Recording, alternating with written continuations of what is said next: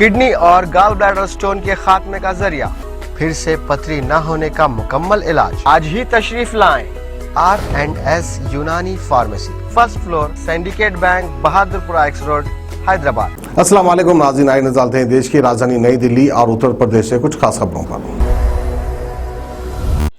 Delhi NCR का मौसम लगातार बदल रहा है। इस कड़ी में अधिकतम और न्यूनतम पारे के लुढ़कने के साथ बृहस्पतिवार इस सीजन का सबसे ठंडा दिन रिकॉर्ड किया गया है।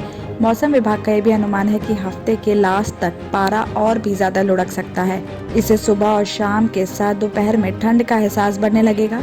तो वहीं मौसम विभाग के मुताबिक बृहस्पतिवार को अधिकतम तापमान सामान्य से 3 कम यानी 25.4 और न्यूनतम तापमान सामान्य से 1 कम 12.6 डिग्री सेल्सियस रिकॉर्ड किया गया। इससे पहले 5 नवंबर को भी सीजन का सबसे कम अधिकतम पारा 26.3 डिग्री सेल्सियस रिकॉर्ड किया गया था।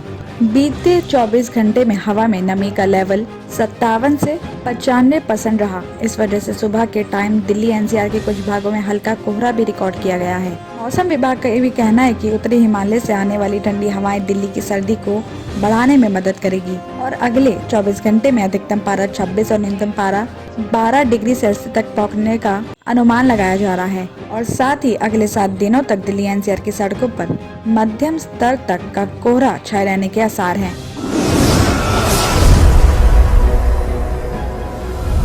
दिल्ली के हॉस्पिटल्स में डेंगू संक्रमण के चलते मरने वालों की संख्या 100 से पार हो चुकी है। अकेले सफदरजंग हॉस्पिटल में ही 20 से ज्यादा पेशेंट्स अब तक दम तोड़ चुके हैं। तो वहीं दिल्ली एम्स में 12, RML में 11, लेडी हार्डिंग मेडिकल कॉलेज में 6 मौतें हुई हैं। इसके अलावा मैक्स, अपोलो और फोर्टिस के अलग अलग हॉस्पिटल्स में करीब 30 से ज्यादा पेशेंट्स की डेंगू में चपेट में आने से मौतें हुई हैं। इसके अलावा दूसरे गवर्नमेंट और प्राइवेट हॉस्पिटल्स में भी डेंगू संक्रमण के चलते पेशेंट्स की मौतें हो रही हैं। सर गंगाराम हॉस्पिटल के एक वरिष्ठ डॉक्टर ने बताया कि डेंगू संक्रमण का असर इस बार जो पेशेंट्स पर दिखाई दे रहा है उससे साफ जाहिर है कि इसकी मृत्यु दर 10% से भी ज्यादा है। अगर कोरोना संक्रमण से तुलना करें तो ये करीब 10 गुना होगी।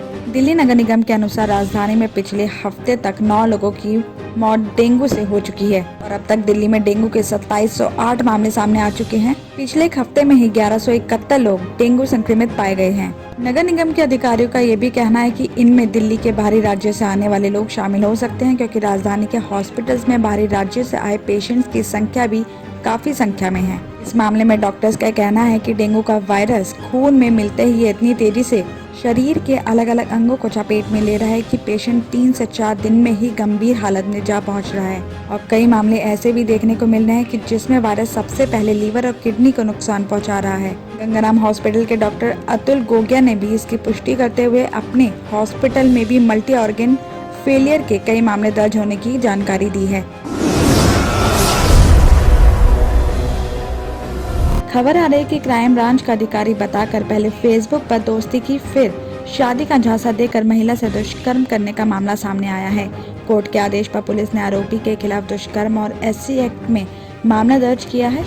बताया जा रहा है कि थाना क्षेत्र के गांव में एक महिला अपने 5 साल के बच्चे के साथ रहती है। काफी टाइम से महिला का अपने पति से विवाद भी चल रहा है। बताया कि कुछ टाइम पहले महिला की दोस्ती फेसबुक पर एक शख्स से हुई थी और उस शख्स ने अपने आप को क्राइम ब्रांच का अधिकारी बताया। इसके बाद दोनों की फोन पर बात शुरू हुई और शख्स ने महिला से शादी करने का वादा भी किया। आरोप है कि शादी का झांसा देकर आरोपी शख्स ने महिला के साथ कई बार दुष्कर्म किया। इतना ही नहीं, उस शख्स ने महिला का अश्लील वीडियो भी बना लिया। इसी के साथ ही उस महिला को भी पता चला कि वो शख्स दूसरे धर्म का है और उसने अपना धर्म भी छिपाया। महिला ने इस संबंध में थाने में तहरीर दी थी, लेकिन पुलिस ने रिपोर्ट दर्ज नहीं की।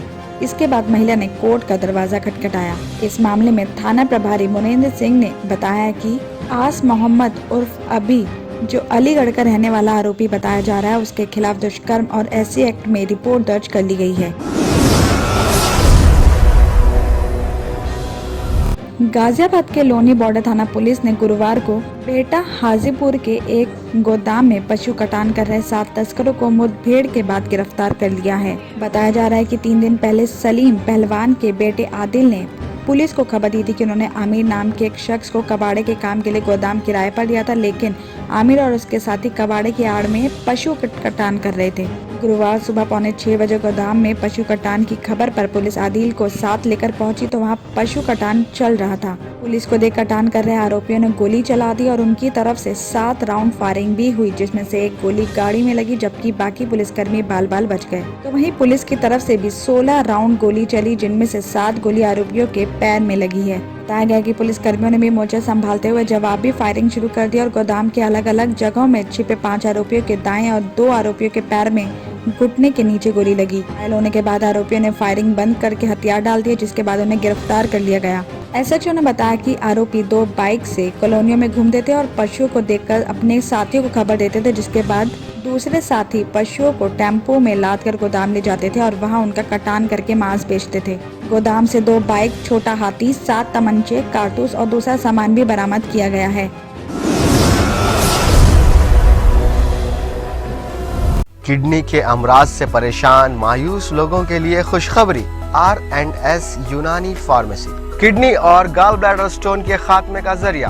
अब UNI स्टोन कैप्सूल्स के जरिए खात्मा कीजिए। No operation, no side effects, 100% result. सिर्फ UNI स्टोन कैप्सूल से मुस्तहिक लोगों के लिए खुसूसी रियायत। फिर से पथरी न होने का मुकम्मल इलाज। दर्द, कॉन्स्टिपेशन और पुराने कब्ज से निजात पाइए। आज ही तशरीफ लाएं। R&S यूनानी pharmacy, first floor, syndicate bank, Bahadurpura X road, Hyderabad. Contact 9703 939 436 9063 383760।